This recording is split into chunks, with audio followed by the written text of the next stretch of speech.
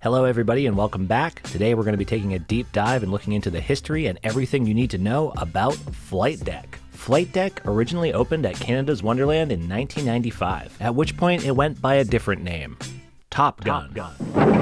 What's it like to ride the sky? You saw it in Top Gun, the movie. Now you can do it at Paramount Canada's Wonderland on a wild new jet coaster that shatters the thrill barrier.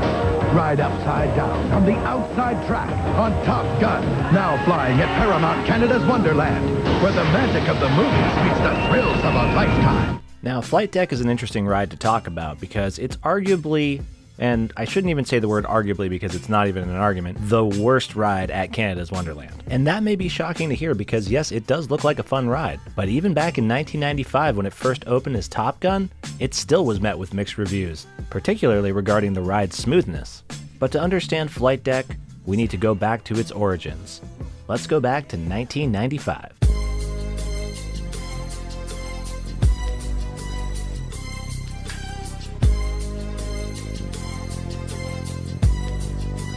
1995 was a fairly significant year in human history.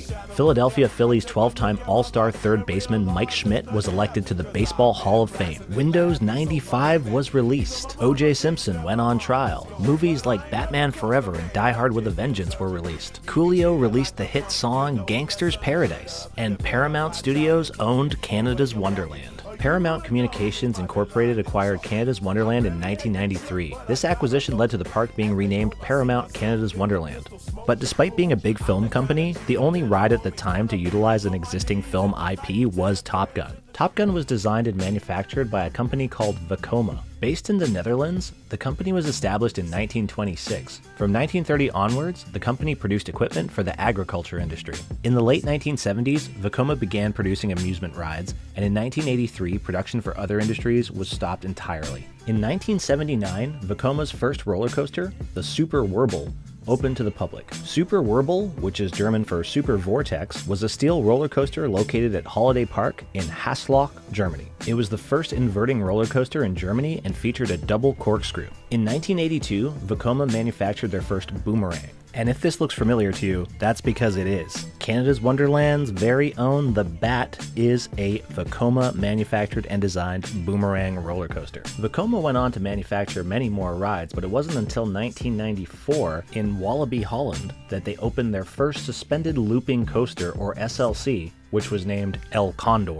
Now, a suspended looping coaster is a type of inverted roller coaster where the train cars hang from the track above rather than being attached to it. And as you can see, Top Gun operated under the exact same mechanics. The Top Gun ride was originally meant to simulate the feelings of riding in an F-14 fighter jet. And to make the most of the rights to the film IP, the two 10-car trains were named Maverick and Iceman, Top Gun's two main characters, R.I.P. Val Kilmer. In 2006, Paramount sold Canada's Wonderland to Cedar Fair LP, which is now known as Six Flags Entertainment Corporation, and the park reverted back to its original name of Canada's Wonderland in 2007. And in 2008, Top Gun was renamed Flight Deck, even though it kept all of its original theming elements, including the F-14 fighter jet, the mock airplane hangars, and the surveillance radar. The load-in zone also kept all of its original theming, and this little air station armory building also stuck around. So you're probably thinking to yourself, some of this stuff is pretty cool. Why is it widely considered to be one of the worst rides at Canada's Wonderland? Well, it all comes down to these overhead shoulder harnesses. These harnesses wrap tightly around your head and neck, and they will hit you repeatedly and relentlessly in the ears throughout the entirety of the ride. And this roller coaster has not been redesigned since 1995. We're talking 30 years ago, and riders were complaining about the smoothness back then. So trust me when I say, this is a rocky ride. And rocky is almost too apt of a word because it does feel like you're getting beat up by a boxer. And they do have this warning sign outside of the ride that tells you to remove your earrings and hearing devices, so it goes without saying that there's probably been some pretty gnarly incidents that involve both of those things. Now, one sign you're definitely going to want to pay attention to is the height requirement sign. What you're about to hear is a real story. A friend of a friend once snuck onto this ride knowing that they were taller than the allowed height limit. They ended up smashing their legs against some of the metal poles and riding around with two broken legs. Don't be that guy. These height restrictions are there for a reason. Flight Deck is located in the Grand World Expo area of the park, which is pretty fitting because the whole area feels very forgotten and antiquated. There's the funnel cake shop that I've never once seen open, the Midway games that nobody goes to, the remnants of the abandoned Tomb Raider ride,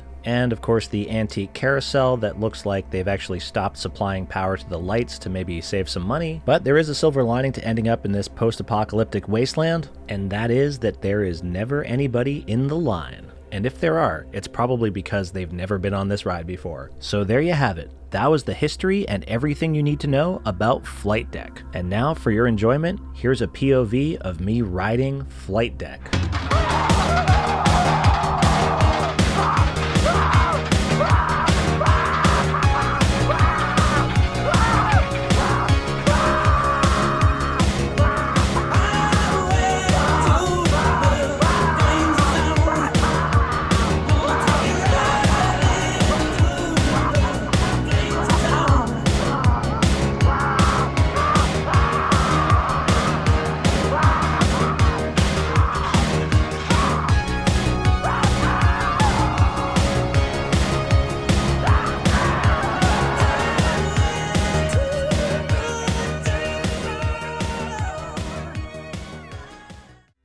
Well, I hope you all enjoyed that as much as I did. Remember to like and subscribe for more theme park related content, and thanks for watching.